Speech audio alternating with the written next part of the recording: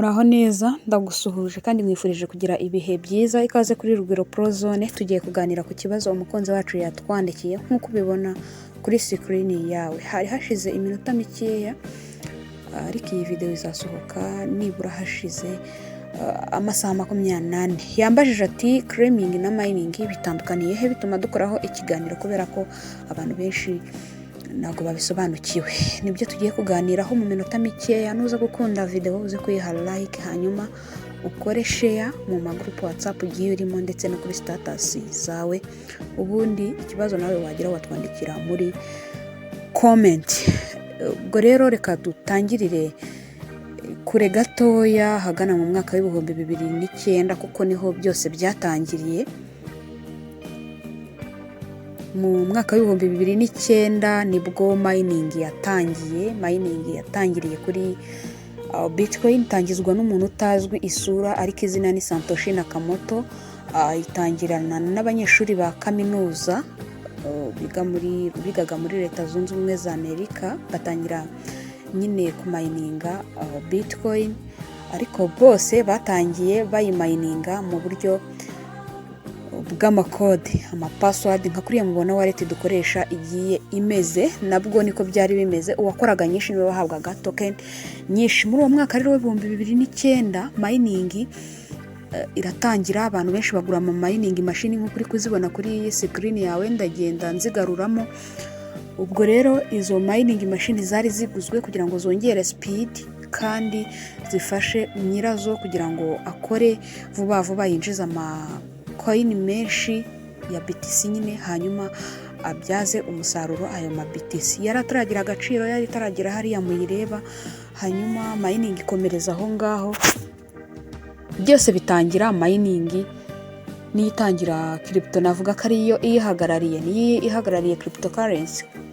Izo mining machine rero mugenda mubona nizo zikunda kwifashishwa mu bihugu byo hanze, hari abantu bakizikoresha, ariko twebwe hano mu Rwanda kubera ukuntu ihenze, kubera umuriro itwara, sinzi ko byakoroha ko hari umuntu waba ayifite.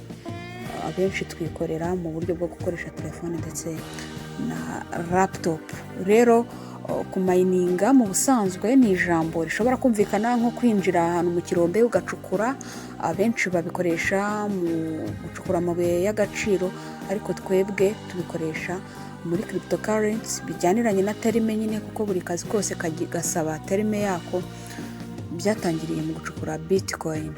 Bitcoin ni igiceri gihagarariye ibindi biceri muri uruganda rwa cryptocurrency, kubera ko ari cyo giceri ubu tuvugana gihenze kurusha ibindi. Ku mininga rero bisaba ko uba ufite iyo mining machine, cyangwa se ukaba ufite ubundi buryo nyine. Bisaba kuba wakaccessinga imbaraga nyinshi z'amashanyarazi, bisaba imbaraga zitandukanye n'iza claiming. Byakomeje gutyo, abantu bakora mining ya Bitcoin. 2009 2012 haza mining ya Ethereum, gutyo abantu bakomeza gukora mining. Mining rero igeraho nk'uko isi mubizi igenda ikenera ibintu byoroshye, igeraho isaba mining machine ari nk'iyo ngiyo uri kureba. Abantu barazigura barazikoresha. Hari ikomeye cyane muri zo yitwa, imwe mu zizwi cyane yitwa Application Specific Integrated Security. Ni machine imwe mu zizwi cyane yifashishijwe mu kumininga ama Bitcoin. Nagiye ngaruramo amafoto yayo ahangaha muri video kugira ngo ubashe kugenda uyibonaho. Ntago navuga ngo byakoroha kuyibona face to face, ushobora kuyisanga kuri internet nko kuri Google n'ahandi, ariko zirahari zimwe mu mashini zigenda zifashishwa. Izwi cyane rero niyo ngiyo. Ariko kandi nkuko mubizi uko isi igenda ya updating, abantu bakenera ibintu byoroshye. Murabyumva, ibyo bimashini byasabaga kuba biteretse ahantu hanini, biteretse mu rugo, byaccessinga umuriro mwinshi. Byarakomeje birakomeza mu mwaka wa 2012, ariko birangira habayeho ko updating, hagiye haduka nyine uburyo abantu bashobora kuba bakaccessinga iyo mining badasabwe ibyo bimashini cyane. kubera ko abantu ntago kwirirwa mu rugo uko isi igenda itera imbere, abantu bisaba ko bava mu rugo bakajya n'ahandi hantu, kuba ari mu kazi agakenera kumayininga, kandi izo mashini ziteretse mu rugo ntago ari bubone amafaranga yo kugura iyo mashini yo mu rugo n'iyo mu kazi, akomeza akora ku buryo bwa mayiningi. Iyo mashini akaba yayiregera gukora amasaha menshi, aricyo cyatumye abantu bazifashisha bamwe na bamwe, ariko irahenze kandi ikenera umuriro mwinshi.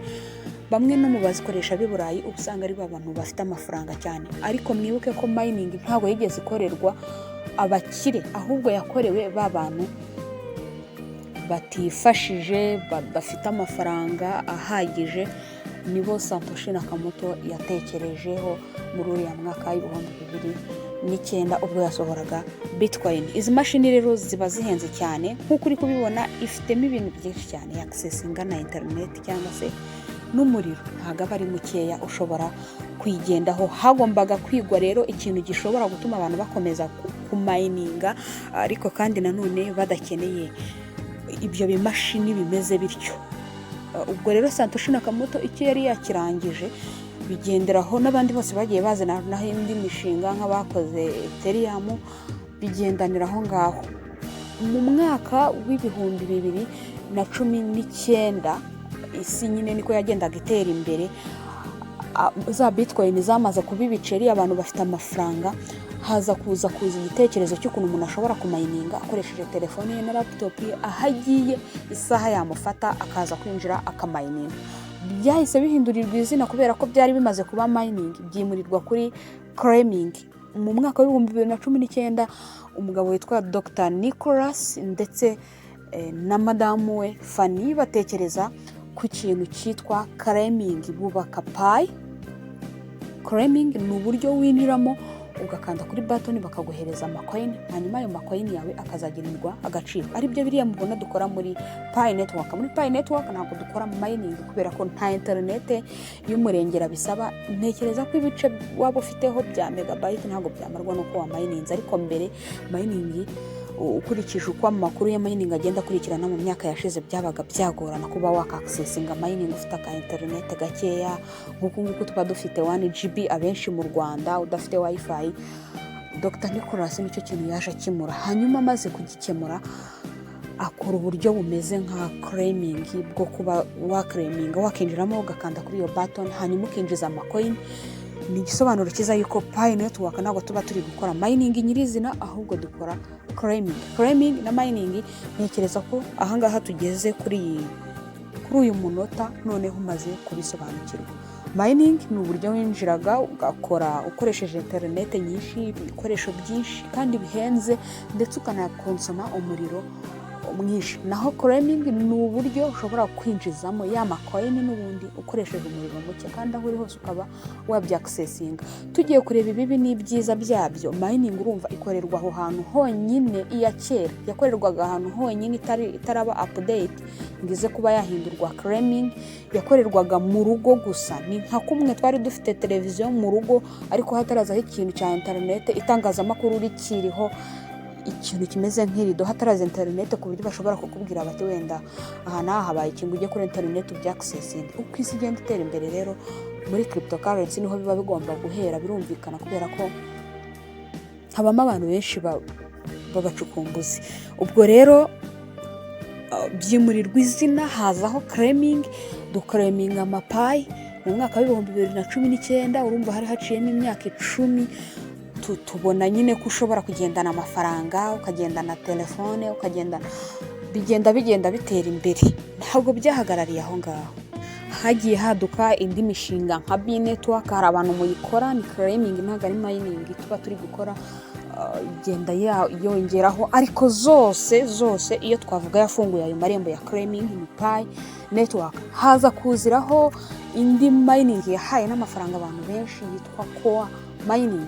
Benshi mwarayibikuje bizi neza kandi mwakoraga claiming kubera ko twayikoreraga muri application yayo. Umuntu waba warariyeho ku mafaranga ya core amfashe yandike muri comment ko yayabikuje. Hanyuma rero claiming ikomeza gutyo. Twavuga ngo n'ubu ngubu uyu munsi no muri Cpen n'ahandi hagiye hatandukanye bagenda bakora claiming.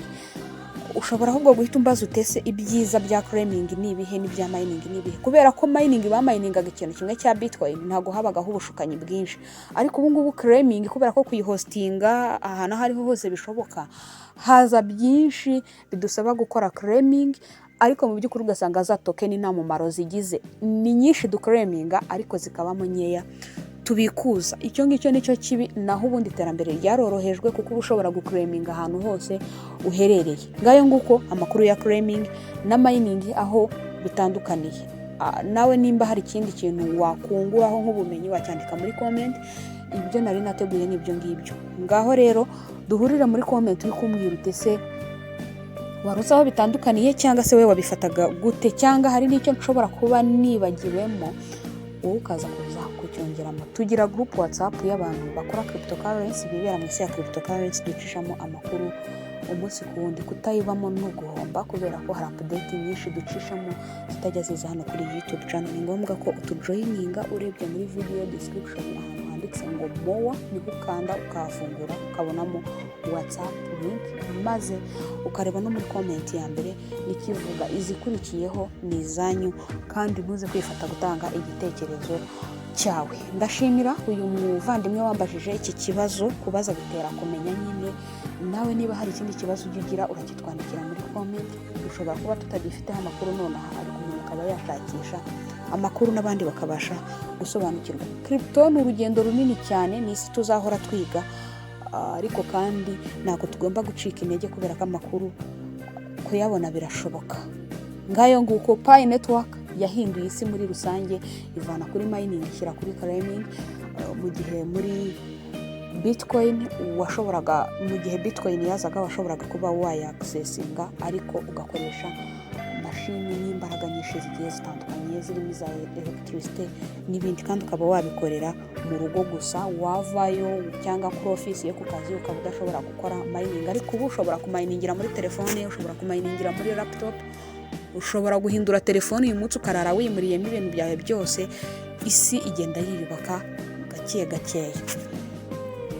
Aha rero nkuko wabyumvishe, tuvuga uburyo bwari bwo kose ushobora gukoresha telefone yawe na internet ugahinduka umumenyi, umuntu mushyashya. Iki nicyo gihe cyo kugira ngo kandi subscribe. Nyamuneka ikiganiro nikijya kigufasha ujye ugihereza like.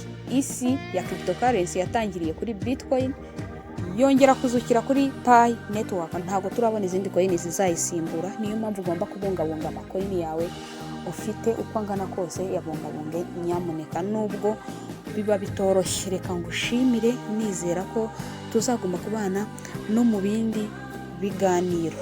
Mumaze kuba abantu b'agaciro cyane, kubera ko iyo umuntu ageze aho abaza ikibazo nuko barimo aragenda yinjiramo muri bya bintu.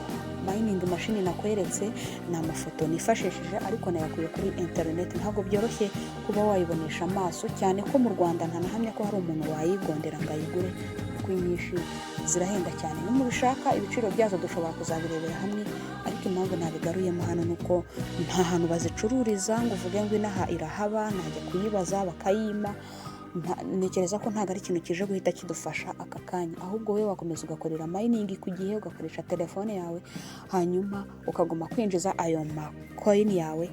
Ubwo iyo hamaze kubaho mining cyangwa claiming, nyuma ya claiming nibwo isi ya crypto iba itangiye. Habaho listing, habaho convert, habaho swapping, habaho trading, habaho holding na staking. Byinshi bigiye bitandukanye, yose ni amaterima akoreshwa mu isi ya cryptocurrency, ariko yose atangirira ku kintu kimwe cya mining. Nizere ko tuzabana no mu yindi video. Ciao.